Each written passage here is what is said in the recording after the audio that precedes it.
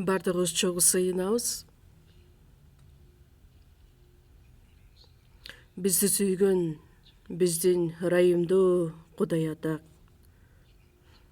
Кудай, сиз белгилеп койгон бул дүйнөнүн акырында, бул дүйнөдө жашап жаткан көптөгөн адамдардын ичинен бизди биринчилерден өзүңүзгө чакырып, куткарып, бизди ыйыктап, сиз чогуу болгон, денеңиз болгон жыйындын ичинде бизди жайгаштырып, ар дайым сөзгө тил алчак болуп, сиздин эркиңизди аткарып жашашыбыз үчүн, ар дайым биз менен чогуу болуп, бизге жардам берген ырайымыңыз үчүн ыраазычылык билдиребиз. Ушул саатта Ыйса Машаяктын улуу каны аркылуу куткарууга ээ болгон адамдардын баардыгы чогулуп, сиздин ырайымыңызды даңкташ үчүн, сөз үйрөнүш үчүн, баарлашууга чакыргандыгыңыз үчүн дагы ыраазыбыз. Бул саатта биз менен чогуу болуп, ар бир адамдардын жүрөктөрүн өзүңүз изилдеп, биз менен чогуу болгондугуңуз үчүн ыраазыбыз. Биз өтө эле алсыз адамдарданбыз. Дагы да бул дүйнөнүн убаракерчилик жашоосу үчүн же болбосо денени канааттандырыш үчүн жашап жаткан учурларыбыз дагы өтө көп. Ошондуктан бир гана сизге таянаарыбыз, күндөн күнгө биздин жүрөктөрдү жаңылап, ар дайым биз менен чогуу болуп, бизди жетектеп, биздин мамлекеттеги жайгашкан баардык жыйындар, кыйынчылыктарга карабастан өз ишенимин сактап келе жаткан баардык биздин бир туугандарга Кудай өзүңүздүн ырайымыңызды тартуулап, кайраттуулук менен жакшы кабар сөзүн көптөгөн адамдарга таркатып, сиздин улуу иштериңиз биз аркылуу аткарылышын каалайбыз. Биздин арабызда дагы да сиздин сүйүүңүздү түшүнө элек адамдар боло турган болсо, алардын жүрөктөрүн өзүңүз жетектеп, сиздин улуу эркиңизди таанып билип, түбөлүк өмүргө ээ болушуна жардам бериңиз. Ар бир убакта керектелүүчү сөздү бизге ачып берип, биз бара турган жолду ачык кылып көрсөтүп бергендигиңиз үчүн, ар дайым сиздин сөзүңүздүн негизинде сиздин улуу эркиңизди ажырата билишибиз үчүн ар дайым бизди жетектеп бериңиз. Биздин куткаруучу Ыйса Машаяктын ысымынан сыйындык. Аминь. Даңктоо группасын чогугабыз.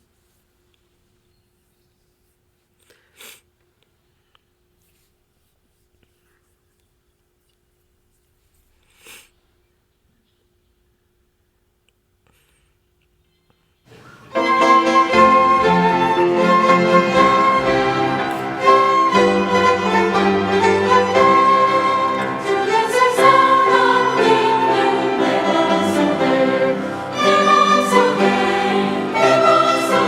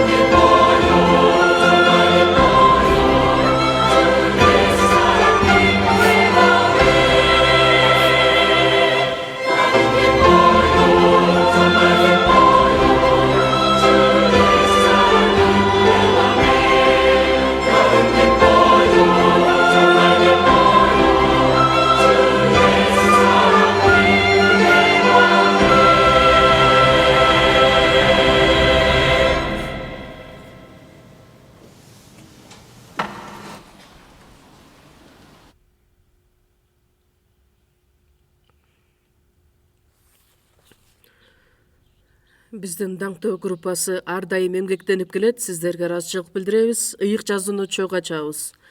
Римдиктерге жазылган кат 12-бөлүм. Римдиктерге жазылган кат 12-бөлүм.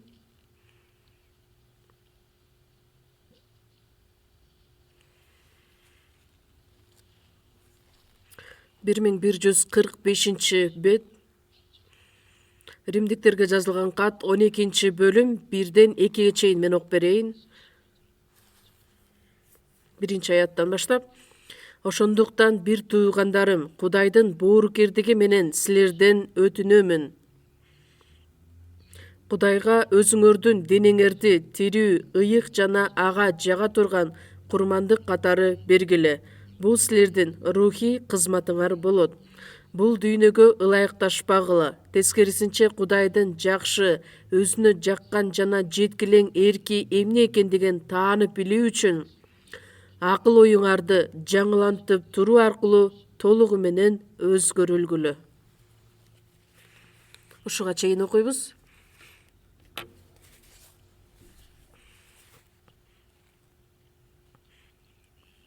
Быйылкы жай айы мурунку жылдарга караганда аябай узак убакытка созулду. Азыр дагы ысык. Эгерде аба ырайы көптөгөн убакытка ысык боло турган болсо, анда эгин жакшы бышат деп айтып келишет. Ошондой эле адамдар кандай кыйынчылыктарды башынан өткөрсө, ошого жараша анын ишеними бекемделет, бекем бышат, Кудайдын эрки аткарылат деп мен ойлойм. Эгерде адам баласы туура кабыл ала турган болсо, ага көптөгөн пайдасын алып келет. Римдиктерге жазылган кат 12-бөлүмдө айтылгандай, Кудайга жага турган тирүү курмандык деген темада мен силерге айтып берейин деп турамын.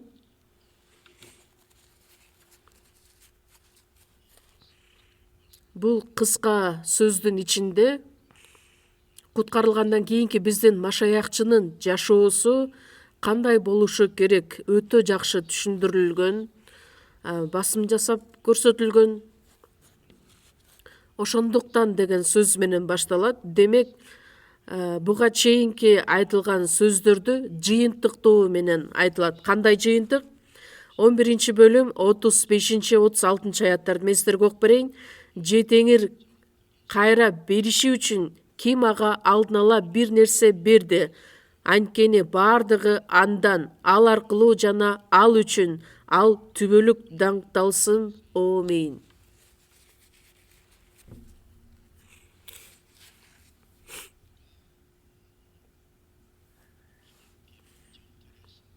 Ким Теңирге биринчиден берип, же Теңир бирөөгө карыз болгудай, ким ага бир нерсе берди эле, андай болуу мүмкүн эмес. Анткени бардыгы андан, ал аркылуу жана ал үчүн. Дүйнөнү жараткан, асма менен жерди жаратуучу Кудай өзү. Алардын ичинен эң даңктуу кылып адамды жаратты. Кудайдын улуу эрки адамдар үчүн аткарылган.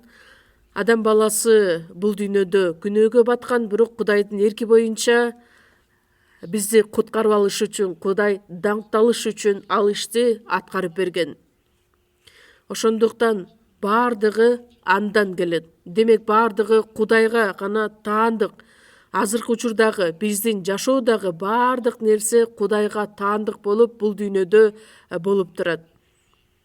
Жана дүйнөдөгү болгон нерсенин бардыгы ал үчүн. Бардыгы Кудайга кайтарылат. Ал түбөлүк даңкталсын. Бардык нерсе Кудайдын даңкы үчүн аткарылсын. Ошондуктан деген сөздөр менен башталат. Биз куткарылган адамдар дүйнө жүзүн жараткан Кудай Ата. Алардын ичинен мени дагы жараткан Кудай өзү. 138-забурда айтылат. Ал мени энемдин ичинде токуган. Менин ички мүчөлөрүмдү ал жараткан. Менин денемди да Кудай өзү жараткан. Ар бирибизге керек болгон өмүр, дем жана күч берет. Ошол Кудай берген ырайымга ээ болуп биз денеде бул дүйнөдө жашап жатабыз. Күнөөгө батып жашасак да, биз таанып биле электе эле Кудай бизди биринчилерден сүйүп, бизди куткарып алыш үчүн өзүнүн жалгыз уулу болгон Ыйса Машаякты бул дүйнөгө жиберип, биз соттоло турган сотко ал соттолуп, жазага тартылышыбыз керек болгон биз үчүн ал жазага тартылып, өзүнүн төккөн каны аркылуу биздин күнөөлөрдү түбөлүккө кечирди. Ошондуктан бул дүйнөнүн бардыгы андан, же болбосо Кудайдан. Кудайдын эрки, Кудайдын максаты үчүн жаратылган. Эң таң калыштуусу, Кудайдын ырайымына ээ болгон биз куткарылдык. Ошондуктан бардык болгон нерсе Кудайдан болот. Бир дагы адам Кудайдан бир нерсени албай туруп, өзүн Кудайга бере албайт, же болбосо арнайда албайт. Аны биз руханий жашоодо жашап жатып, күндөн күнгө толук түшүнө алабыз. Ошондуктан бир туугандарым деп кимге кайрылат? Куткарылган бизге айтылган сөз өтө мындай ынтымакка чакырган, же болбосо сүйүктүүлөргө кайрылган сөздөр катары бизди бир туугандар, силерди бир туугандарым деп атоодон уялбаймын. Куткарылгандан кийин бизге берилген эң эле жакшы кайрылуу бул бир туугандар. Бир туугандарым, Кудайдын боорукердиги менен силерден өтүнөмүн. Кудайдын боорукердиги деген сөз, эгерде силер Кудайдын боорукердигине ээ болгон болсоңор, анда мен силерден өтүнөйүн, ошону уккула. Эфесиктерге жазылган кат 2-бөлүм 4-аятта ырайымга бай болгон Кудай бизге болгон улуу сүйүүсү менен кылмыштарыбыздын айынан өлгөн бизди Машаяк менен бирге тирилтти. Бизди куткарып алганынын себеби ал Кудайдын сүйүүсү, бизди аягандыктан, биз үчүн көңүл бургандыктан, же болбосо ырайым кылгандыктан. Биз ошол ырайымга ээ болгон адамдарбыз. Ал эми мындан аркы биздин руханий жашообуздун бардыгы ошол ырайымга ээ болгон адамдар кандайча Кудайдын астында туура жашай алышат? Забур 115-бөлүм 3-аятта Теңирди мага кылган бардык жакшылыгын кантип актайм? Биз Кудайдын боорукердигине ээ болгон адамдарбыз. Кудайдын ырайымын кабыл алган адамдарбыз. Түбөлүк өмүргө ээ болгон адамдарбыз.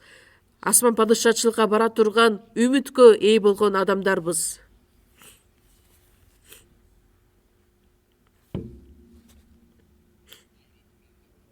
Ошондуктан Кудайдын боорукердиги менен силерден өтүнөмүн.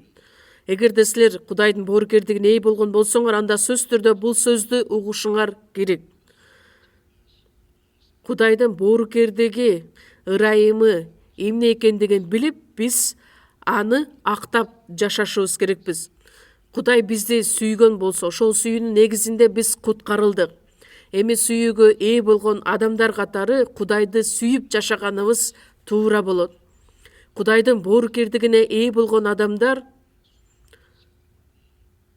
Кудайдын астында боорукер момун болуп жашаганыбыз туура болот. Башкача сөз менен айтканда, өзүңөрдүн денеңерди Кудайга жага турган курмандык катары бергиле.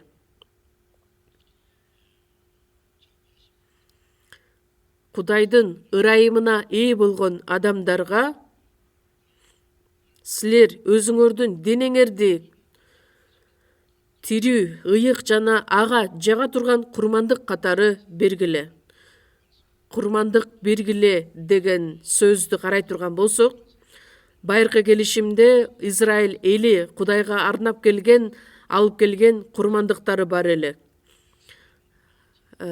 Байыркы келишимде Лебилердин уруусунан Аарундун уулдары гана ыйык кызмат кылуучу болгонго укук берилген эле. Ал эми жаңы келишимге келип, биринчиден Ыйса өзү биздин башкы ыйык кызмат кылуучубуз болуп калды. Еврейлерге жазылган кат 6-бөлүм 20-аятта Ыйса түбөлүккө Малкиседек даражасындагы башкы ыйык кызмат кылуучу болду. Ошондуктан Ыйса Машаяк биринчилерден башкы ыйык кызмат кылуучу болду. Байыркы келишимдеги ыйык кызмат кылуучуларга тиешеси жок, өзүнүн керемет күчү менен Малкиседек даражасындагы башкы ыйык кызмат кылуучу. Малкиседек Ыйса Машаяктын образын чагылдырган эле. Башкы ыйык кызмат кылуучу болуп, биз үчүн Кудайдын асында кайраттуулук менен келип, Ыйса башкы ыйык кызмат кылуучу. Ал эми биз Ыйсанын өлүмү жана тирилүүсү аркылуу аны менен бириккен адамдар болгондуктан, эми биз дагы ыйык кызмат кылуучуларбыз. Ыйса Машаяк башкы ыйык кызмат кылуучу, ал эми биз кичи ыйык кызмат кылуучуларыбыз. Эфестиктерге жазылган кат 5-бөлүм 2-аятта Машаяк бизди сүйгөндүктөн биз үчүн өзүн Кудайга жагымдуу тартуу же болбосо курмандык катары берген эле.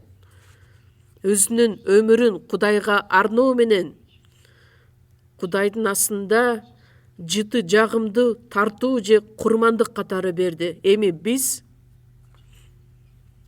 куткарылган, бизге дагы айтылган сөздөр бар. Өзүңөрдүн денеңерди тирүү, ыйык жана ага жага турган курмандык катары бергиле. Бул Кудайдын буйругу. Биринчиден, куткарылгыла деген сөз ал дагы буйрук. Андан кийин куткарылуудан кийинки жашоосунда кандайча жашашы керек, ал дагы буйрук. Буйрук болгондуктан биз Кудайдын сөзүнө баш ийүү менен ар бир сөздү толук кандуу аткарышыбыз керекпиз. Эгерде Кудайдын буйругу өзүңөрдүн денеңерди ыйык жана ага жага турган курмандык катары бергиле деген болсо, Ыйса бизди куткарып алыш үчүн өзүнүн денесин Кудайга жага турган жагымдуу тартуу курмандык катары берген эле. Эми биз дагы Кудайга жага турган тирүү курмандык катары беришибиз керекпиз.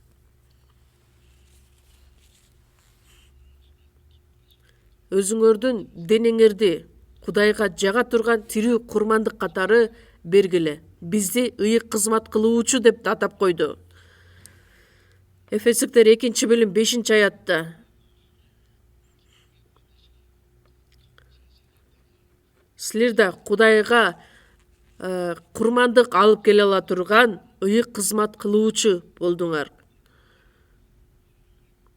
Андан сырткары 1 Петр 2-бөлүм 9-аятта силер тандалган уруусуңар падыша болдуңар.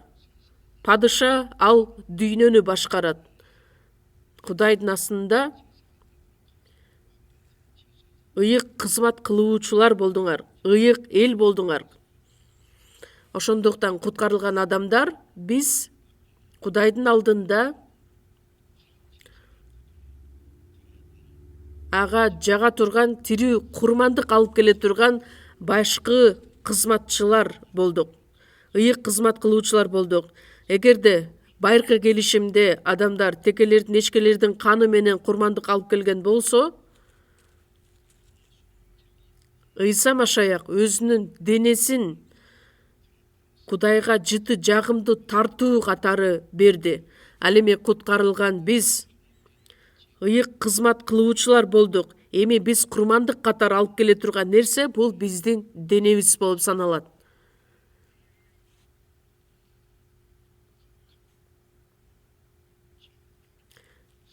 Тирүү курмандык катары, ыйык курмандык катары.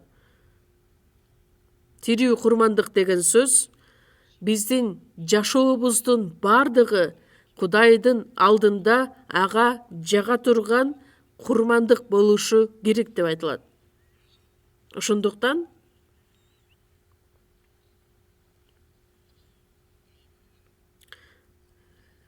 силердин денеңер өзүңөргө таандык эмес, анткени 1-Корунтуктар 6-бөлүм 19-20 айтылат. Силер кымбат баада сатылып алынгансыңар. Ошондуктан денеңер менен да, рухуңар менен да аны даңктагыла. 1-Корунтуктар 7-бөлүм 23-аятта да айтылат. Силер кымбат баада сатылып алынгансыңар. Ошондуктан адамга кул болбогула.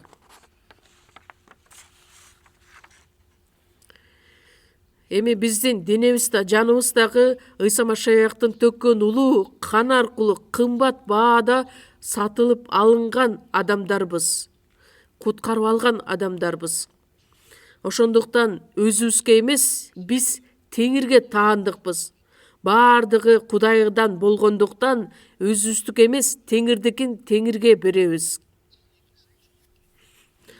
Куткарылбаган адамдар өзүнүкүн Теңирге арнайбыз деп ойлогондуктан алар шунчалык битир дагы болушат, аяшат Кудайдан.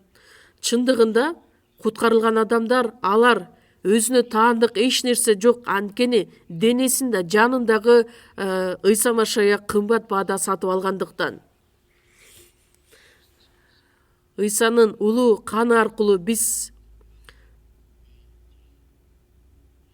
кымбат баада сатып алган адамдар болгондуктан бул дүйнөдө эмне үчүн жашайбыз? Өзүбүз үчүн эмес, Кудайдын даңкы үчүн. 1-Корунтуктар 10-бөлүм 31-аятта ичсеңер да, жесеңер да, эмне кылсаңар да баарын Кудайды даңкташ үчүн кылгылат. Ичсек да, жесек да, эмне кылсак да биздин жашообуздун бардыгы бир гана Кудайды даңкташ үчүн жашашыбыз керекпиз. Эмне үчүн? Анткени куткарылган биздин жаныбыз гана эмес, денебиз дагы кымбат баада сатылып алынган шунчалык баалуу адамдарбыз. Мисалы үчүн бир адам шунчалык көп акчага кымбат баада бир нерсе сатып алган болсо, анда ал буюм адам үчүн өтө баалуу болот. Биздин жаныбыз гана эмес, биздин денебизге чейин кымбат баада сатылып алынгандыктан эми мен өзүмдүкү эмес, Теңирге таандыкмын. Кудайды даңкташ үчүн мындан аркы өмүрүмдүн бардыгы ошого байланыш болуш керек. 1-Петр 1-бөлүм 18-аятта. Жок болуп кетчү күмүш же алтын менен эмес, кемчиликсиз таза козунун, Машаяктын кымбат баалуу каны аркылуу куткарылгансыңар. Алтын же күмүш менен эмес, Ыйса Машаяктын өлүмү аркылуу, анын төккөн улуу каны аркылуу биздин күнөөлөрүбүз кечирилген эле. Кудайдын мол ырайымынын негизинде уулунун каны аркылуу кун төлөнүп, күнөөлөрүбүз кечирилди. Биздин денебизди сатып алыш үчүн да Ыйса Машаяктын каны төгүлгөн эле. Эми бардыгы меники эмес, Теңирдики экендигин биз эч качан унутпашыбыз керекпиз. Бардык руханий жашообузда эң негизги нерсе Машаяктын сүйүүсү. Эфестиктер 1-бөлүм 7-аятта. Анын мол ырайымы бар болгондуктан уулунун каны аркылуу кун төлөнүп, күнөөлөрүбүз кечирилди. Ыйса Машаяктын төккөн каны аркылуу бекер акталдык, күнөөлөрүбүз кечирилди. Ошол себептер менен Биздин денебиз да, жаныбыз дагы биздики эмес, кымбат баада сатып алынган машаякка таандык экендигибизди биз жакшы билишибиз керекпиз. Дал ошол түшүнүктөн биздин руханий жашообуз башталат. 1 Тимотей 2-бөлүм 6-аятта Ыйса Машаяк өзүн баардык адамдар үчүн кун катары берди. Баардык адамдар үчүн өзүн кун катары берди. Кун катары берди деген бул акчаны билдирет. Мисалы үчүн бир адам ушунчалык көп карызга батат. Чоң суммадагы акча карыз болот дагы, аны кутулуп төлөшү керек эле. Бирок ал адамдын карызын башка бирөө келип төлөп бере турган болсо, ошол кун төлөндү деп айтылат. Биздин күнөөлөрүбүз кечирилиши үчүн Ыйса Машаяк өзү адамдар үчүн өзүн кун катары берди. Аян китеби 1-бөлүмдө айтылат, өзүнүн каны менен биздин күнөөлөрүбүздү жууган, өзүнүн атасы Кудайга таандык падышалар жана ыйык кызмат кылуучулар кылган. Өзүнүн каны менен бизди баардык күнөөдөн бошотту, арылтты. Биздин жаныбызды түбөлүккө тазалады. Асман падышачылыкка бара турган эл кылып дайындады. Андан сырткары Кудайдын ыйык кызмат кылуучулары болуп калдык. Ыйык кызмат кылуучу деген ал ким? Ыйык кызмат кылуучу эч качан өзү үчүн жашай албайт. Ыйык кызмат кылуучу деген Кудайдын даңкы үчүн жашаш үчүн дүйнөдөн тандалып алынган эл, адам. Ыйса Машаяктын улуу каны аркылуу куткарылган биз, Кудай бизди бул дүйнөдөн өзүнө ыйыктап чакырып алды. Эми биз Кудайды даңкташ үчүн жашайбыз. Буга чейин күнөөдө төрөлүп, күнөөгө батып жашаган элек, шайтандын бийлиги астында жашаган болчубуз. Бирок биз Кудайды таанып биле элек деле, ал өзүнүн сүйүүсүн бизге арнап, бизди куткарып алып, биздин жашообуз түбөлүк сүйүү, түбөлүк даңк менен байланыш. Бизди куткарып алган Кудайды даңкташ үчүн бул дүйнөдө жашап жатканыбызды эч качан унутпашыбыз керекпиз. Ошондуктан Римдиктер 1-бөлүм 6-аятта силер Ыйса Машаяк аркылуу чакырылган адамдарсыңар. Куткарылган учурда Ыйса Машаяктын адамдар болдук. Ыйса Машаяк менчиктештирип алган адамдар болдук.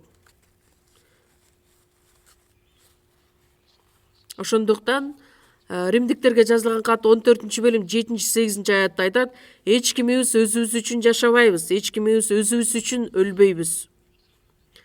Өлсөк Теңир үчүн өлөбүз, жашасак Теңир үчүн жашайбыз. Ошондуктан жашасак да, өлсөк да Теңирдикибиз. Ушул сөздү уламдан улап, кайрадан кайталап окуп, жүрөгүбүздүн түпкүрүнө сактап, биз ыйыкталган, куткарылган адамдар, эч кимибиз өзүбүз үчүн жашабайбыз. Ошондой эле эч кимибиз өзүбүз үчүн өлбөйбүз. Өзү үчүн жашап, өзү үчүн кыйналып, өзү үчүн өлө турган болсо, ал Машаяктан сырткары жашаган адам. Эгерде куткарылган адам ошондой жашоо менен жашай турган болсо, анда ал татыксыз жашоо менен жашаган болот. Өзү үчүн жашап, өзү үчүн эмгектенип, өзү үчүн өлө турган болсо, анда Машаяк эч кандай тиешеси жок жашоо. Азыр менин денем да, жаным дагы Кудайга таандык болгондуктан, жашасам да, өлсөм да Теңир үчүн жашап, Кудайды даңктаган болом. Бул өтө олуттуу маселе болуп саналат. Биз өзүбүз үчүн жашай турган бийлигибиз же болбосо укугубуз да жок. Өзүбүз үчүн өлө турган укук да жок. Анткени жашасак да өлсөк да биз Теңирдикибиз. Мисалы, мурунку убакытта малдар бар эле го, же болбосо кулдар, дулос деп аталат. Кожоюн аны акчага сатып алгандыктан ал эч бир өзүнүн ою да жок, эрки да жок. Кожоюн эмнени кааласа, ошону аткара алат.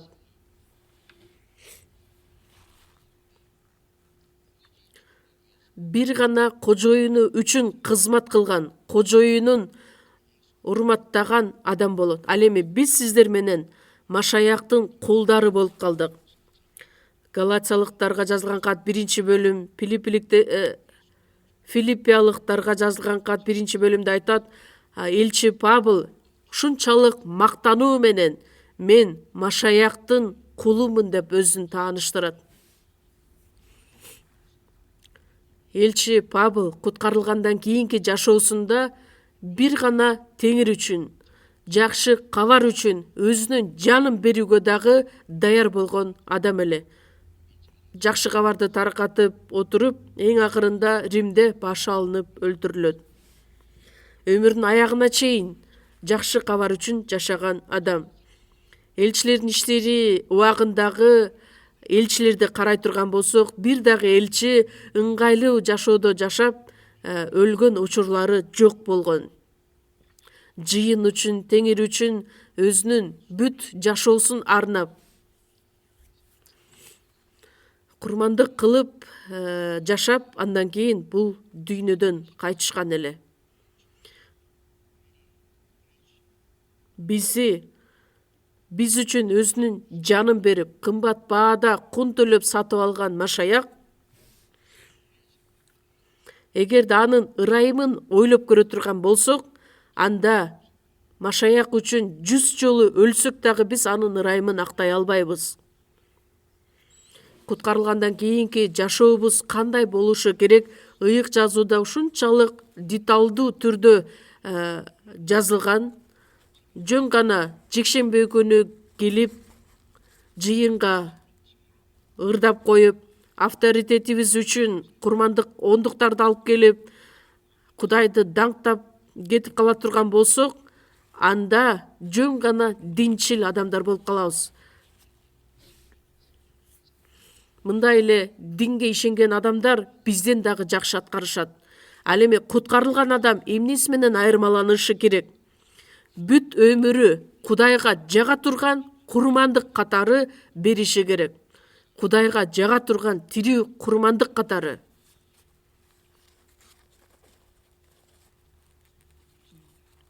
Машаякчылар Кудайдын ыйык кызмат кылуучулары болду.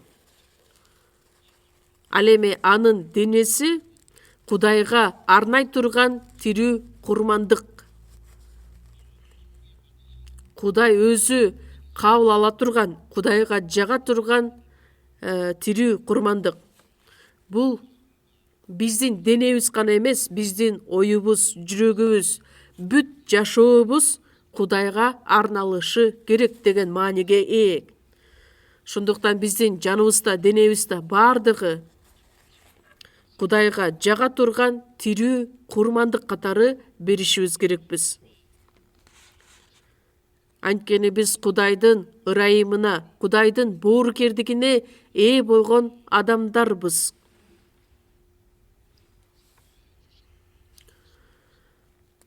Кудайдын ырайымын биз кантип актай алабыз? Акташыбыз үчүн кул болушубуз керекпиз деген даңктоо ырында да айтылат. Машаяктын кулу болуп калдык. Кул деген адам бир гана кожоюну үчүн жашаган адам, кожоюн үчүн өлүп бере турган адам. Ыйса да бизди куткарып эле тим болбостон, Филиппиликтерге жазылган кат 2-бөлүм 8-аятта өлгөнгө чейин, айкаш чыгашта өлгөнгө чейин тил алчак болду. Өзүн басынтты. анын шакирттери да ошол эле жүрөк менен, ошол ой менен Ыйса үчүн жашап, Ыйса үчүн өлүшкөн. Эми биз дагы Кудайдын улуу ырайымына ээ болуп куткарылган адамдардан болгондуктан, башка бирөө бизди контролдоп, бизди зордобосо да, кыйнабаса дагы, өз ыктыярыбыз менен, өз каалообуз менен Кудайга кызмат кылган ыйык кызмат кылуучулар катары ыйык кызмат кылуучу болдук. Ал эми биз алып келе турган курмандык бул биздин денебиз болуп саналат. Кудайга арнала турган курмандык ал таза, кемчиликсиз болушу керек. Лебилер китеби 22 бөлүм 20 аятта кемчилиги бар эч бир малды курмандыкка чалбагыла. Анткени мындай курмандык менен силер ырайым таппайсыңар.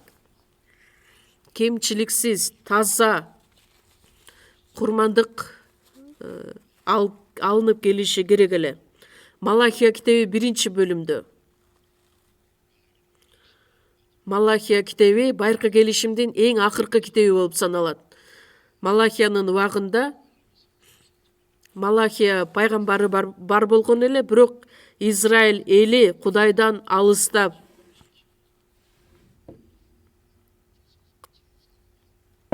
мыйзамдарды да аткарышкан.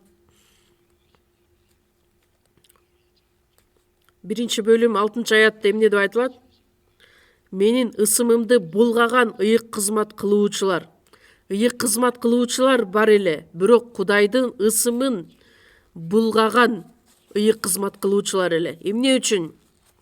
Анткени Кудайдын астында таза эмес, Кудайга татыксыз курмандыктарды алып келген эле. Жыйынтыгында Кудайдын ысымын булгаган жаман ыйык кызмат кылуучулар. Ошону өзүңөрдүн башчыларыңарга алып келгилечи, алар кабыл алат бекен?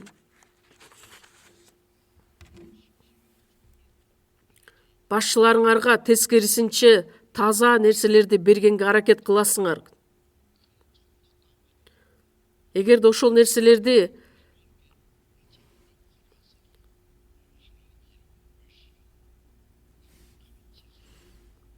сокур малды чалып жатасыңар дейт, аксаган, оорулуу, аларды кайрадан алып келбегиле. Өзүңөрдүн төрөңөргө алып келсеңер дагы алар аны кабыл алат бекен?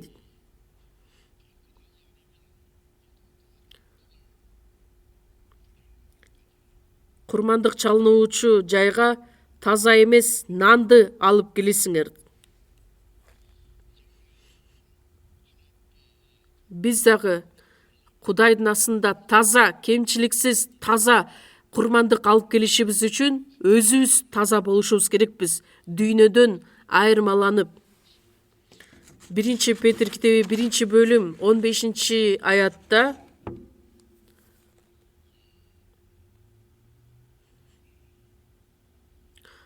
бардык жүрүш турушуңар ыйык болсун. Бардык жүрүш турушуңар ыйык болсун. Анткени силерди чакырып алган Кудай ыйык. Ыйык жазууда ыйык болгула, анткени мен ыйыкмын деп жазылган. Кудай ал өзү ыйык. Кудайга кызмат кылган ыйык кызмат кылуучулар сөзсүз түрдө ыйык болушу керек. Менин денемде, денем деген сөз менин оюмду, жүрөгүмдү, бардык жашоомду Кудайга арнашым керек. Бардык бузулган бул дүйнөдөн айырмаланып, ыйыкталып, Кудайга өзүбүздүн денебизди курмандык катары беришибиз керекпиз. Андай болбосо, туура эмес жашообузду, туура эмес жүрүш турушубузду Кудайга арнай турган болсок, анда Малахиянын убагында Кудайдын астында аксаган, оорулуу, сокур малды курмандык катары берген менен эле барабар болуп калабыз. Кудай аларды айыптаган эле. Ошондуктан биз сиздер менен терең ой жүгүртүп көрүшүбүз керекпиз. Биздин жашообуз, оюбуз Денебиз бул дүйнөдөн айырмаланып турабы? Ыйыкталганбызбы? Эгерде дагы да биздин ичибизде күнөө боло турган болсо, анда ыйык кызмат кылуучу катары Кудайды өзүбүзгө арнашы үчүн татыксыз курмандык болуп калышы мүмкүн. Ышая китеби 52-бөлүм 11-аятта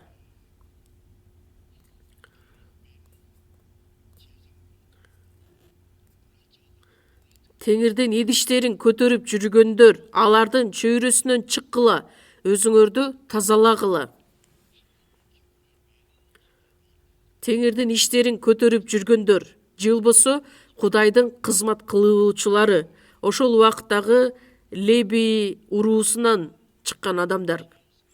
Бардык күнөөдөн, бардык таза эмес нерселерден кеткиле, ал жерден чыккыла.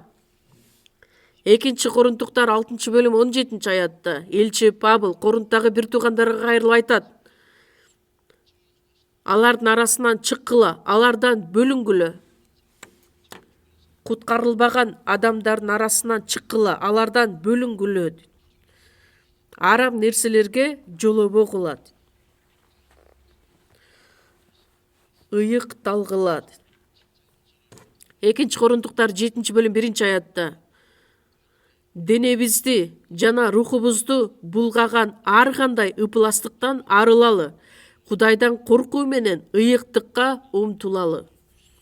Денебиз менен да, рухубуз менен дагы биздин рухубузду булгаган ар кандай ыпылас, таза эмес күнөөдөн алыс бололу, арылалы. Кудайдан коркуу менен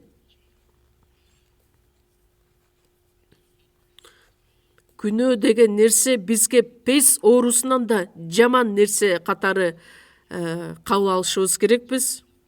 Күнөө менен эч качан биз ыракаттанбашыбыз керекпиз.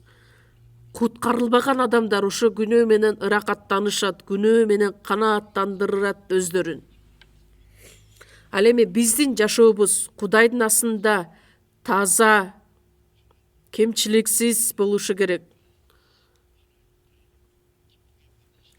Кудайга жага турган тирүү курмандык катары беришибиз үчүн биз таза ыйык кызмат кылуучулардан болушубуз керекпиз.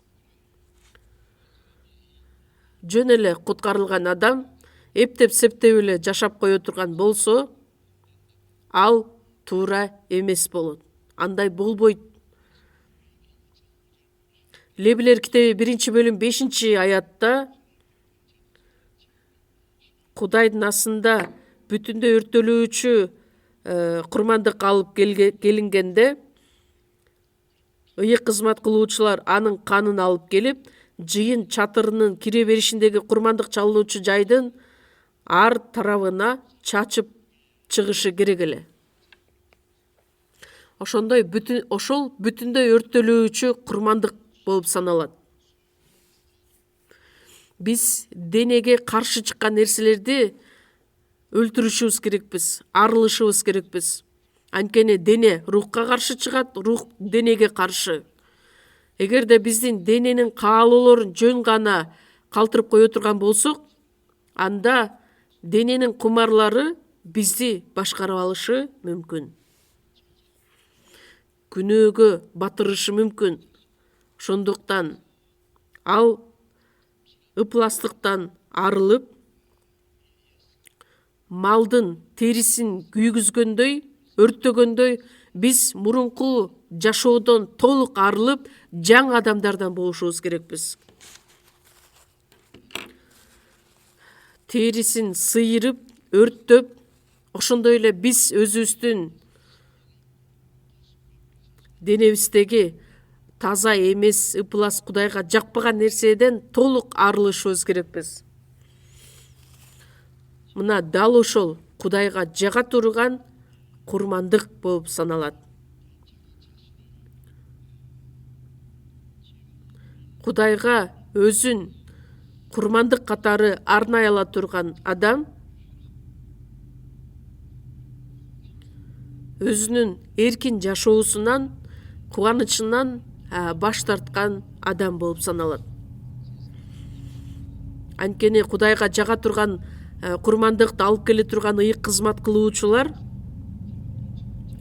бул дүйнөнүн адамдарына окшоп, дүйнөдөн ыракат алып, эркин жашоо менен жашап, алардан толук арылган адам.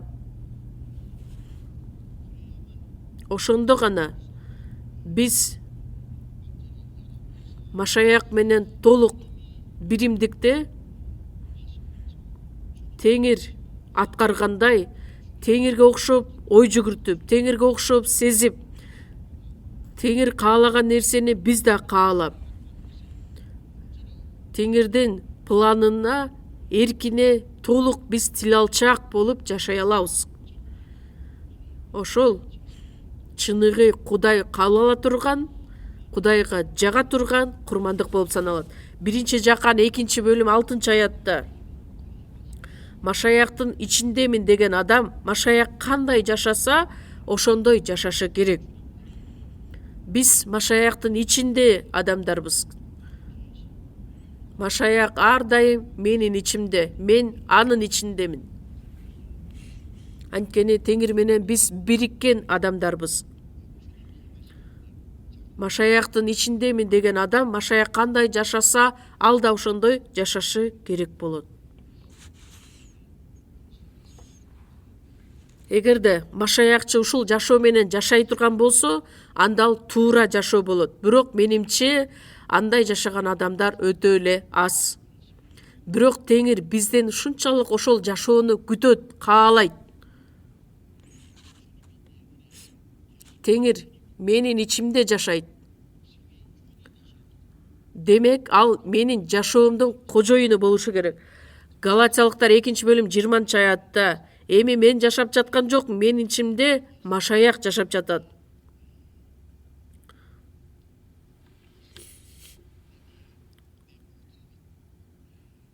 Менин оюм, менин тилегим, менин планым, менин эрким бардыгы эми ал артта калды. Машаяк өлгөндө мен дагы аны менен чогуу айкаш-чыгачка кадалганмын. Сууга чөмүлдүрүлүү аземине катышабыз. Римдиктер 6-бөлүмдө айтылат. Эгерде өлүмгө чөмүлдүрүлүүбүз аркылуу аны менен бирге көмүлгөнбүз. Суудан чыккан учурда биз адил адамдар катары. Мындан аркы жашообузду бир гана Кудай үчүн, Кудайдын даңкы үчүн жашай турган жаңыланган адамдардан болуп калганыбызды билдирет. Ошондуктан эски адам Машаяк менен бирге өлгөн, көмүлгөн. 1-Петр китеби 4-бөлүм 1-2-аятта Машаяк биз үчүн денеси менен азап тарткан. Эми силер да ошол ой менен куралдангыла.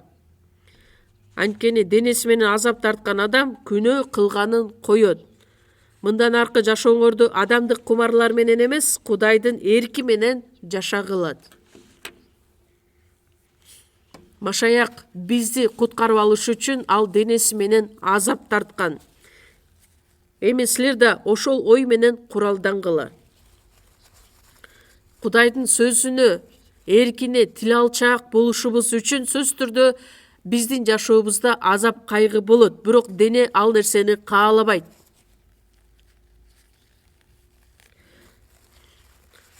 Ошол ой менен куралдангыла. Биздин куралыбыз эмне болушу керек? Согушка чыга турган солдат, ал өзүн сактай ала турган, денесин калкалай ала турган соот болушу керек.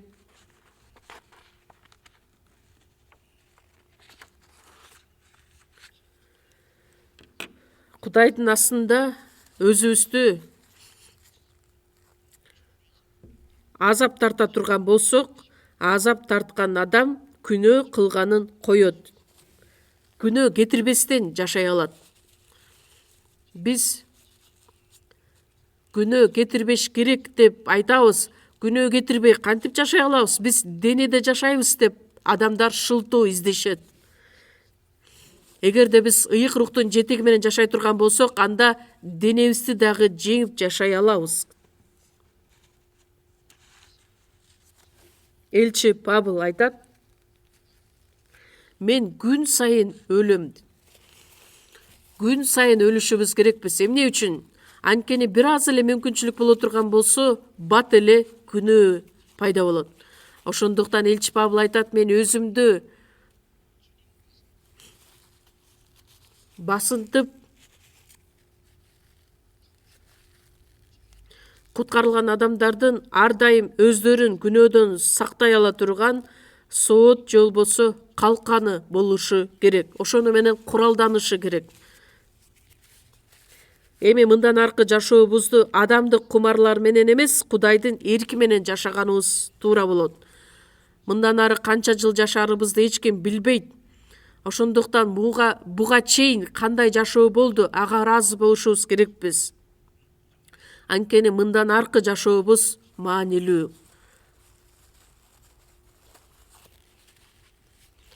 Бардык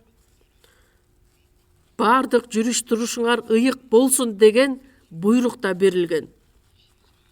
Бул дүйнөнүн адамдарынан айырмаланып, бөлүнүп, Элчилердин иштери 2-бөлүм 40-аятта 50-күнү 3000ге жакын адам куткарылууга ээ болушат, сууга чөмүлдүрүлүшөт. Ошол адамдарга элчи Петр айтат: силер бул бузулган муундан сактангыла. Жаны куткарылды. Бузулган муундан сактангыла деген сөз бул жаман, бузулган, адашкан дүйнөдөн сактангыла. Биз бул дүйнөдө денебиз жашап жатат, бирок биз бул дүйнөгө таандык адамдар эмеспиз. Жакан 15-бөлүмдө дагы айтылат: силер бул дүйнөдөн чакырылып алынган адамдарсыңар. Жакан 17-бөлүмдө өз жанын бергенге чейин узак убакыт бою сыйынуусун Кудайга кайрылып айтып: мен бул дүйнөдөн эмес болгондой эле алар да бул дүйнөгө таандык эмес. Аларды бул жаман дүйнөдөн куткара көр, сактай көр. Биз куткарылдык, бирок дүйнөгө таандык адамдардан эмеспиз. Анткени бул дүйнөнүн адамдары күндөн күнгө тозокко, түбөлүк отко жакындап бара жаткан адамдар. Ал эми биз алардан айырмаланып, мындан аркы жашообузду Кудайдын эрки үчүн жашай турган болсок, биздин толук жашообуз үчүн Кудай өзү кам көрөт, өзү жоопкерчиликти башына алат. Элчи Павыл айтат: биз өлгөн адамдардай көрүнөбүз, бирок биз тирүү адамдарбыз. Эч кабатыр болбогула. Анткени биз кайгыргандай көрүнөбүз, бирок биз ар дайым кубанычка толгон адамдарбыз. Кедей көрүнөбүз, бирок биз бардык адамдарды байыта турган адамдарбыз.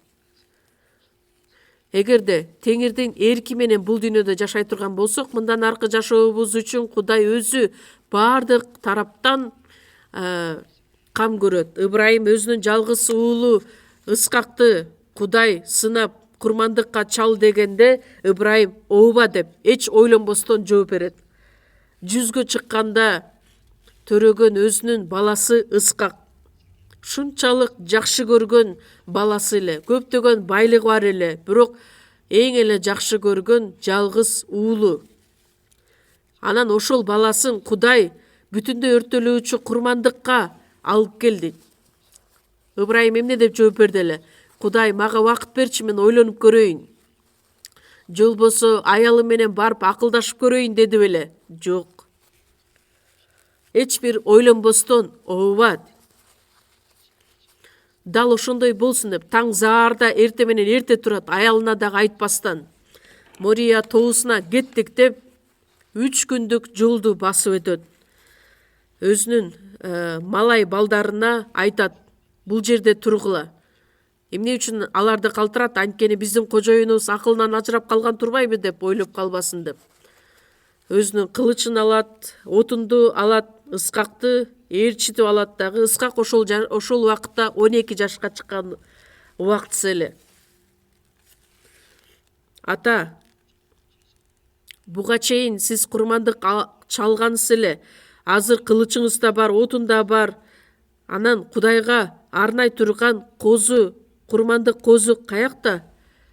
Дегенде Ыбрайым эмне деп жооп бериши керек? Курмандык ал сенсиң деп. Ал Кудай өзү кам көрөт деп жооп берет. Бирок ичинде жүрөгү ушунчалык сыздайт. Анткени ал өзүнүн жалгыз уулун курмандык катары бериши керек болгондуктан. Ыскакты байлап, анан бүтүндөй өрттөлүүчү курмандык катары берейин дегенде, Ыбрайым, токто деген үн чыгат. Сен менден коркооруңду, өзүнүн жалгыз уулуңда да менден аябастан курмандыкка чалганыңды мен билдим. Мени сүйөрүңдү билдим. Ошол сыноодон 100 деген балга ээ болуп Ыбрайым жеңип чыгат. Билесиздерби, Ыбрайымдын жүрөгү ушунчалык сыздаган, ушунчалык кыйналган эле. Анткени өзүнүн баласын курмандык алып келүү деген бул ал үчүн чоң азап эле. Азап аркылуу биз Кудайдын эркин таанып биле алабыз, ага тил алчаак боло алабыз. Ошондо Кудай биздин жүрөктөрүбүздү көрүп, бул дүйнөдөн дагы Кудайды артык сүйөрүбүздү ал көрө алат. Кандайча ойлойсуздар? Ушундай жашай аласыздарбы?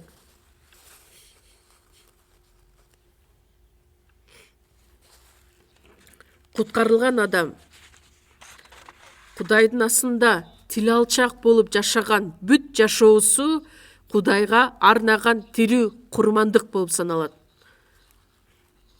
Биз жашап жаткан жашообуздун бардыгы Кудайга арнала турган курмандык болуп саналат. Даңтоо ырында мындайча ырдалат: Кудайга курмандык алып келүү менен Кудай менен достошом.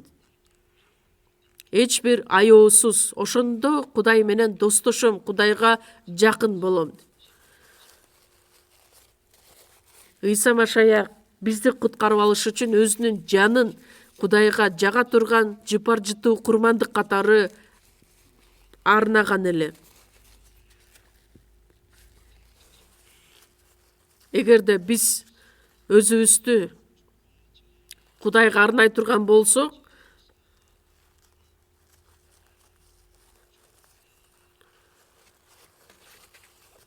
Машаяк менин жүрөгүмдү өзү башкарган болот.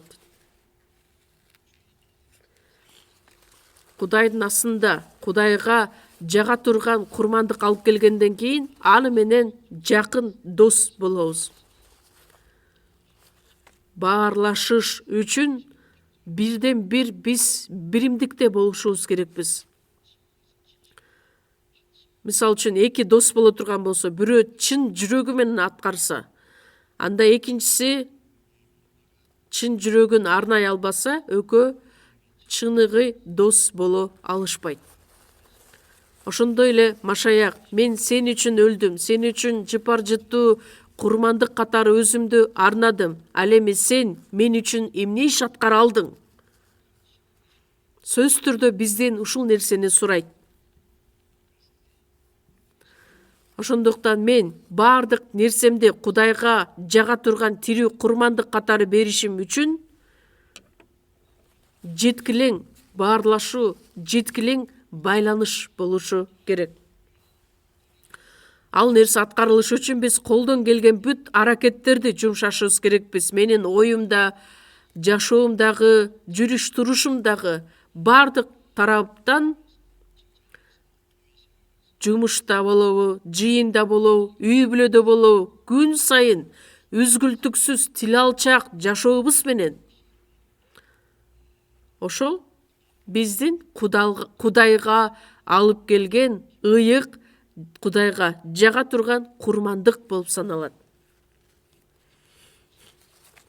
Эч кандай оюбуз жок эле өзүбүзгө жаккан ыңгай жашоо менен жашай бере турган болсок,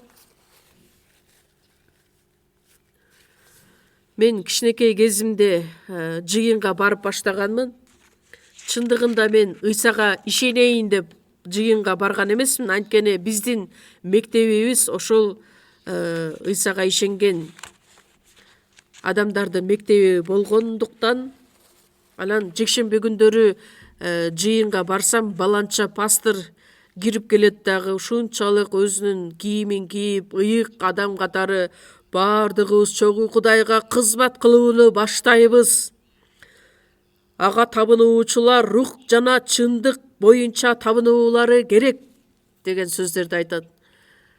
Анан өзү каалаган жашоо менен жашайт дагы. Жекшемби күнү бүгүн Кудайга курмандык алып келе турган күн да деп таза кийимин кийет, өтө кылдаттык менен Кудай сага тирүү курмандык алып келдим деп сыйынат, даңктайт, кайра сыйынат. Ошол тирүү курмандык болобу? Ал өлүк курмандык. Ал чыныгы кызмат кылуу эмес. Кудайга жага турган ыйык, тирүү курмандык алып келгиле деп атпайбы? Ал силердин рухий кызматыңар.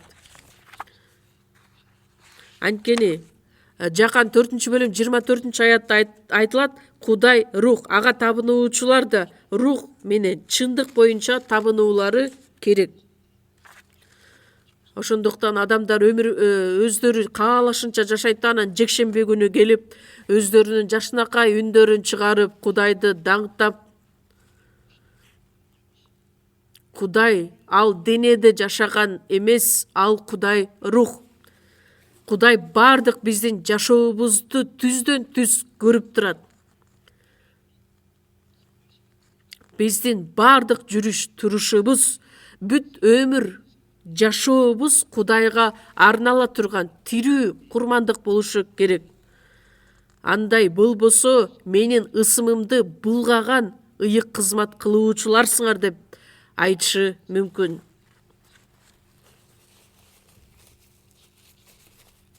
Анан кантип силер Кудайды алдап жатасыңар? Кудайдын ысымын булгап жатасыңар. Улуу Кудайдын астында биз бул дүйнөдө Кудайдын балдары катары жашап жаткан учурда да Кудай биз менен чогуу. Түбөлүк падышачылыкка барганда да ал биз менен чогуу. Ошондуктан эч качан адан баш тарта албайбыз. Кудайдын ырайымына ээ болгон биз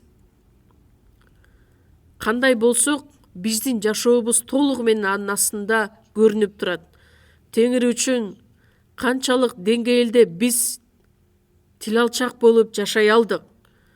Канчалык тил алчак болуп жашаган күндө дагы анын ырайымын биз толук актай албайбыз. Колосалыктар 3-бөлүм 23-24 айтылат: Эмне кылсаңар да бардыгын чын жүрөктөн, адамдар үчүн эмес, Теңир үчүн жасагыла. Жумушта болобузбу? Жумушта адамдар эмне деп иштешет? Мейлем айлык алышым керек болгондуктан директорго жагыныш үчүн, директор болгон учурда жакшылап иштемиш болот, директор өз ордунда жок болгондо жалкоолонот. Ал эми ыйык жазууда эмне деп айтылат? Эмне кылсаңар да бардык нерсени чын жүрөктөн, адамдар үчүн эмес, Теңир үчүн жасагандай жасагыла. Анткени силерге сыйлык бере турган адам эмес, Теңир өзү. Үй бүлөдө да, жумушта да, жыйында да, бардык жерде өзүбүз үчүн эмес, Кудай үчүн, Кудайды даңкташ үчүн жашашыбыз керек. Ошондуктан адамдар үчүн эмес, Теңир үчүн жасагыла. Анткени силер сыйлыкты, силерге бере турган сыйлыкты ким берет? Силер теңир машаякка кызмат кылып жатасыңар. Теңирден мурас аларыңарды унутпагыла. Өзүбүз каалагандай жашап, жумушта, үй бүлөдө өзүбүз каалаганды аткарып, анан жыйынга келгенде теңир тирүү курмандыкты кабыл ал десек, теңир эмне деп жооп берет? Жалган, бузулган адам менин астыма оорулуу, сокур, аксаган курмандыкты алып келдиңби? Биз өтө олуттуу маселеге чалдыктык. Биз куткарылдык деп айтабыз. Кудайдын балдары болдук деп айтабыз. Асман падышачылыкка бара турган эл болдук. Бул дүйнөнүн адамы эмес, мен теңирге таандык адаммын деген ушунчалык керемет нерсе. Бирок адамдар бат эле буну унутуп жашашат. Биз эч качан эсибизден чыгарбашыбыз керекпиз.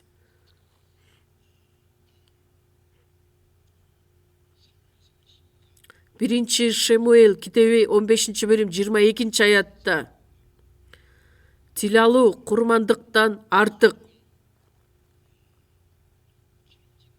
баш ийүү кочкорлордун майынан да артык. Шабыл падыша Кудайдын буйругунан баш тартып, амалыктыктарды толук кырып өлтүр деген сөзүнөн. Амалыктыктар деген кимдер? Израиль эли 40 жыл чөлдө жашаган учурда Израиль элинин алсырап, алсыз болгон элдерин амалыктыктар келип, Израиль элин тартып алган, өлтүргөн адамдар эле. Ошондуктан ошону эсиңерден чыгарбай, Шабыл падышага айтат, ошол амалыктыктарды толугу менен кырып жок кыл. Бирок Шабыл өзүнүн ою боюнча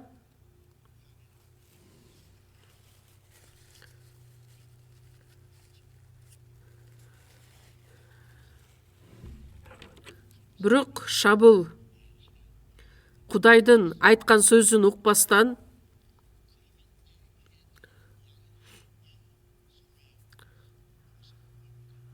Шемуэл келип айтат, эмне үчүн Кудайдын сөзүн аткарган жоксуң? Жок, мен аткардым дейт. Анда менин кулагым угуп жаткан үндөр эмне деп сураса, Шабыл эмне деп жооп берет?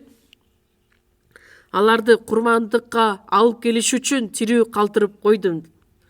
Ошондо Шемуэл айтат, тил алуу курмандыктан артык, баш ийүү кочкорлордун майынан артык. Тил албай туруп, анан Кудайдын астында тил алдым деп жооп берип жатат. Тил алуу баардык курмандыктан да артык турган нерсе. Кудай кабыл ала турган рухий кызматыбыз, курмандыгыбыз болуп саналат.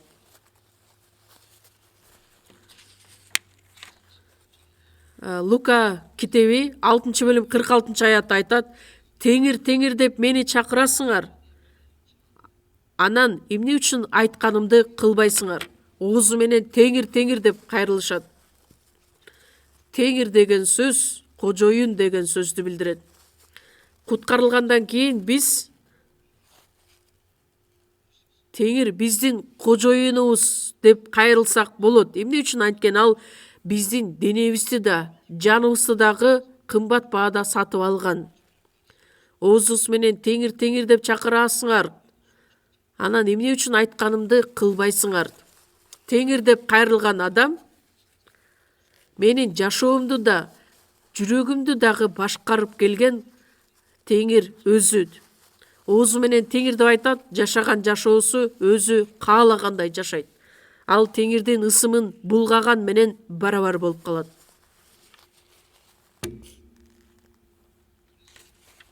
Ошондуктан Экинчи Корунтуктар 5-бөлүмдө элчи Павыл айтат: кирсем да, чыксам да, өлсөм да, жашасам да Теңирге жагууга аракеттенем. Элчи Павыл өмүр бою жакшы кабарды таркатып жашаган адам эле. Өлсөм да, жашасам да Кудайга жага турган аракетти жумшайм. Эч качан уятка калбайм деп бекем ишенем. Машаяк менин денем аркылуу ар дайым даңкталып келгендей, мындан ары да кайраттуулук менен даңкталсын деп айта алам. Бир гана Машаяк даңкталуусун каалайм.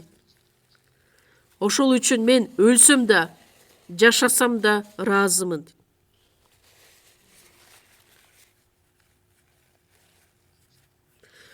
Элчи Павыл: мен Машаяктан кандай үлгү алган болсом, силер да менден ошондой үлгү алгыла. Кандай үлгү алгыла дейт? Аягына чейин эч бир баш тартпастан тил алчак болууну үйрөнгөн эле. Галатиялыктар 6-бөлүм 17-аятта: мен өзүмдүн денемде Теңирдин Ыйсанын жараатын алып жүрөм. Ыйсанын жараатын алып жүрөм деген сөз, анын издерин алып жүрөм. Азабын кошо тартам.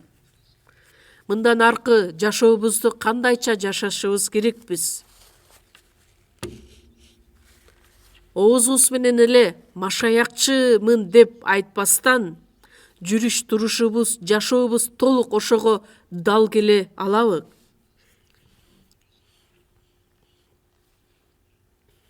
Куткарылган адамдар жашай бере турган болсо эч кандай көйгөй жаралбайт деп адамдар ойлошу мүмкүн. Башка адамдар биз жөнүндө эмне деп ойлосун, ойлобосун, ага көңүл бурбастан, мени куткарып алган, мен үчүн кам көргөн, мага жардам берген Теңир үчүн жашашым керекмин. Теңирдин эркин аткарып, адамдарга жагыныш үчүн жашайбызбы же Теңир үчүн жагынып жашайбызбы? Еврейлерге жазылган кат 11-бөлүмдө Энох жөнүндө айтылат. Энох ишенгендиги үчүн өлүмдү көрбөстөн Кудай аны алып кетет. Өлгөнгө алып кеткенге чейин Кудайга жакты деген күбөлөндүрүүгө ээ болот. Энох ишеними менен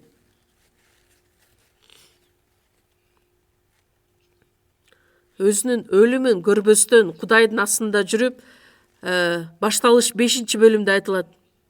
300 жыл бою Кудайдын алдында жүргөн Энох. Өлүмүн көрбөстөн Кудай аны тирүүлөй алып кетет. Асманга Кудай алып кеткенге чейин Кудайга жаккан деген күбөлөндүрүүгө ээ болгон эле. Кудайга жаккан адам катары. Биз дагы Энохко окшоп асманга алына турган доордо жашап жатабыз. Эмне үчүн? Анткени Ыйсанын бул дүйнөгө келерине өтө аз убакыт калды. Анын айткан белгилери биздин дүйнөдө бардыгы аткарылды. Эгерде бүгүн түнү Теңир келе турган болсо, ал дагы сөз боюнча туура болот. Көз ирмемде бардыгыбыз өзгөрүлөбүз дагы асманга көтөрүлөбүз. Энох алынып кетээрден мурун Кудайга жаккандыгы жөнүндөгү күбөлөндүрүүгө ээ болгон эле. Ошондой эле биз дагы Кудайга жаккан баланча деп күбөлөндүрүүгө ээ болушубуз керекпиз. Галатиялыктар 1-бөлүм 10-аятта элчи Павыл айтат: мен адамдарга жагууну ойлоп жатамбы же Кудайга жагууну ойлоп жатамбы? Адамдарга жагыныш үчүн эмес, Теңир үчүн. Жашасак да, өлсөк да Теңир үчүн. Эмне үчүн? Анткени бардыгыбыз Кудайдын астында, Кудайдын сот тактысы алдына келгенде, бул денеде куткарылгандан кийин кандайча жашоо менен жашадык деген жашообуз үчүн Кудай таразалайт. Ушул денебиз менен кандайча Кудайга курмандыктарды алып келе алдык. Ошондуктан өзүңөрдүн денеңерди тирүү, ыйык жана ага жага турган курмандык катары бергиле. Бул силердин рухий кызматыңар болот. Азыр көптөгөн адамдар Кудайга ишенишет, жыйынга чогулушат, Машаяктын ысымынан ары кандай маараке, иш-чараларды, майрамдарды өткөрүшөт. Ал чыныгы кызмат эмес. Жыйынга чогулуп бир нерсе аткаргандыгы алар Кудайга туура кызмат кылганды үйрөнүш үчүн чогулушат.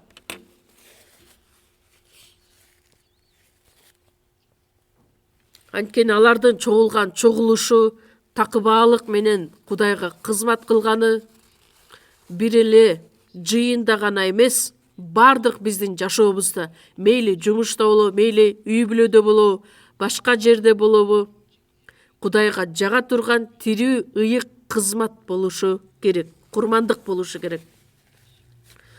Ошол рухий Кудай кабыл ала турган кызмат болушу керек.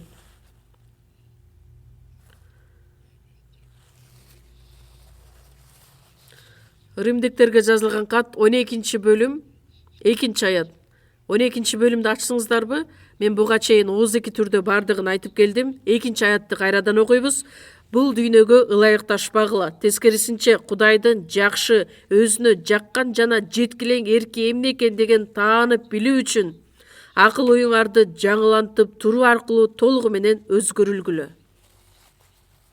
Бул дүйнөгө ылайыкташпагыла. Бул дүйнө деген эмне? Жаман, бузулган, адашкан дүйнө. Күндөн күнгө бузулуп бара жаткан бул дүйнө. Кудайдын сөзү боюнча жакшы жашоо менен жашаган адамдарды акылсыз адам катары көргөн дүйнө.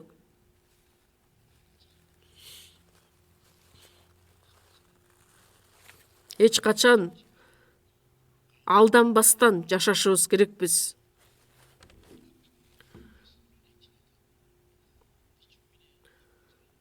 Биздин айлана чөйрөбүздө көптөгөн адамдар бар.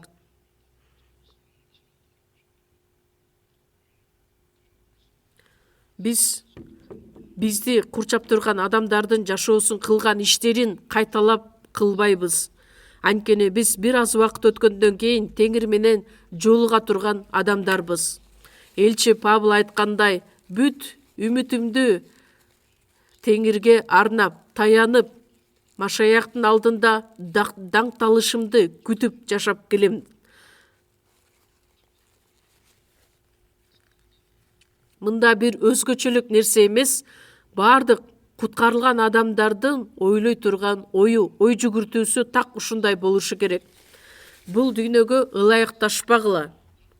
Жаман, бузулган, адашкан дүйнөгө ылайыкташпагыла. Окшош болбогула, үлгү албагыла. Тескерисинче Кудайдын жакшы, өзүнө жаккан, жеткилең эрки эмне экендигин таанып билгиле. Ал үчүн акыл оюңарды жаңылантып тургулат. Машаяктын ичинде болгон адам, ал жаңы адам. Анткени мурункунун баары өтүп кетти, баары жаңы болду. Машаякчы ал жаңы адам болду. Эми жаңы жүрөгү менен жүрөгүн жаңылантып, өзгөрүлүп жашашы керек. Өзгөрүлбөстөн мурунку эски табияты менен жашай турган болсо, ал эч качан тил алчак болуп жашай албайт. Кудайга жага турган жеткилең эрки эмне экендигин таанып, ажырата билгилет. Сөз аркылуу биз үйрөнүп келебиз да ошого. Эфесиктер 5-бөлүм 10-аятта Кудайга эмне жагарын ажырата билгиле. Кудайга жага турган эрки эмне экендигин айырмалап билгиле. Ошого тилалчак болуп жашаган жашообуз тирүү алынып келген биздин курмандыгыбыз. Бул өтө жөнөкөй нерсе эмес, бул өтө олуттуу нерсе. Куткарылган адам сөз түрдө иш жүзүндө аткара турган нерсе. Бул дүйнөдө жашап жаткан учурубузда бардыгын аткарып жетишишибиз керекпиз. Филиппиликтерге 2-бөлүм 13-аятта элчи Павыл айтат: силердеги тилекти да, аракетти да өзүнүн жакшы ниети боюнча жараткан Кудай. Биздин ичибизде Кудай өзү жашагандыктан, биздин кожоюнубуз болгондуктан, анын кылган иштеринин бардыгы анын жакшы эрки үчүн. Менин бүт өмүрүмдүн жалгыз каалоом ага жага турган жашоо менен жашоо.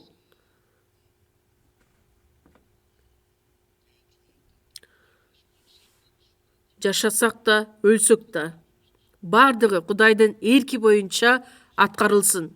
Кудайдын эрки боло турган болсо жашайбыз. Кудайдын эрки болсо өлүшүбүз керек болсо өлөбүз. Анткени тирүү болсок да, жашасак дагы бардыгы Кудайдын эрки боюнча аткарылсын. Кудайга арнаган курмандык таза жана кемчиликсиз болушу керек.